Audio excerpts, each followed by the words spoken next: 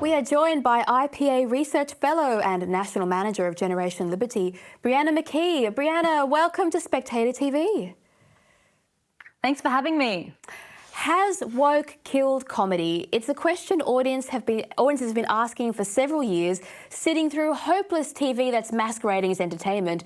As the old joke goes, there's no such thing as a funny feminist. But the problem of humorless woke became more serious when it transitioned into cancel culture, attempting to delete, episodes of famous TV shows. I think Fawlty Towers, they tried to get rid of one. Now, not satisfied with erasing comedy of the past, woke has infested boardrooms in public broadcasters like the BBC, and they're now controlling the purse strings. Brianna, tell us what legacy comedian Jerry Seinfeld had to say about the current state of comedy.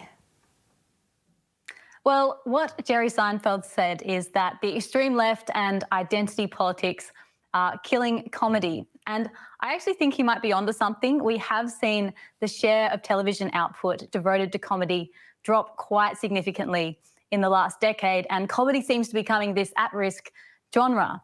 And it is interesting, there is a rise in a culture of censorship and revisionism, and that's not just in the film industry, but it's in the publishing industry, but also in politics and in media. So, for example, authors like Roald Dahl and Enid Blyton, they've had their stories rewritten, and even the Voice to Parliament debate in Australia was censored.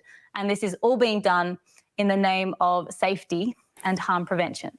Well, there's an entire generation of YouTubers like The Critical Drinker who are making their livings right now reviewing the terrible wokeness of TV shows, and they are funny. They're comedians making fun of woke, but I'm sure they'll crack down on that sooner or later. But Jerry Seinfeld said that jokes, made in Seinfeld, which is the show that made him famous, he could not make those jokes today. Now, here's something else that Seinfeld definitely wouldn't be allowed to say. I don't even know what it takes to get a cab driver's license. I think all you need is a face. This seems to be their big qualification. No blank heads are allowed driving cabs in this town. Also helps to have a name with like 8 consonants in a row. You ever see some of the letters in these names? What is the O with the line through it, by the way? What planet is that from?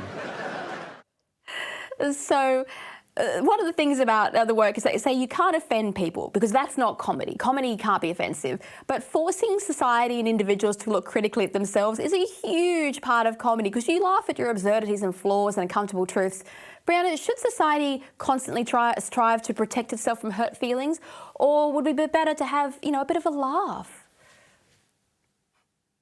Well, of course, we should be having a laugh. And the key issue here is the expansion of the definition of harm. So recently, or today in the world, we see that harm is often defined by the victim who feels hurt or offended. And this is a supremely subjective exercise. So modern society today, it ignores facts, it ignores basic definitions of words, even the truth itself, in order to protect feelings. And this isn't just a problem for comedy, but it's a problem for free speech, because if offensive speech is defined by the victim, then it's not being held up to an objective standard, and this can be easily weaponized by the activists in order to limit speech. Well, not only that, but I mean, wokeism is one of the most offensive ideological things that we've ever had. They are offensive, what they do and what they say. So to tell us we can't have our comedy is a little bit hypocritical of them. But you wrote in your fabulous article, and I quote, "Comedy and offence often walk hand in hand. The line separating humour from hurt is often very thin, and comedians must be allowed to walk that line.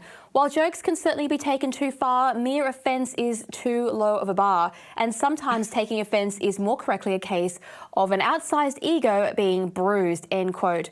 Well, perhaps before we start censoring things like children's books, written by Roald Dahl, surely we should be forced to prove that these works actually caused harm and so require an intervention. The same people who greenlit heroin injecting rooms next to junior schools are now telling us that children can't hear words like fat or ugly. Has your research indicated that there's any case to censor these things? Well, look, I think Roald Dahl is actually such a good example because it just highlights the absurdity of cancel culture these days. And it shows how it leads to a type of coddle culture. And we see that in schools, but also in universities. So in universities today, there's this culture of censorship, and it gives rise to things like trigger warnings, to safe spaces, no platforming activities. And our research on free speech shows that 90% of our universities are actually hostile to free speech. And that's because they have these policies and these guidelines, and they use very subjective and broad terms like offence and humiliation, and these can be weaponized in order to limit speech. But on top of this, the threat of punishment actually causes students to be careful about what they're saying, so it leads to a sort of self-censorship on campus. But of course, ultimately, the mission of a university is to hone the mind, to impart knowledge, and you need the contest of ideas in order to do that. So students need to be challenged, they need to challenge, they need to engage with these ideas.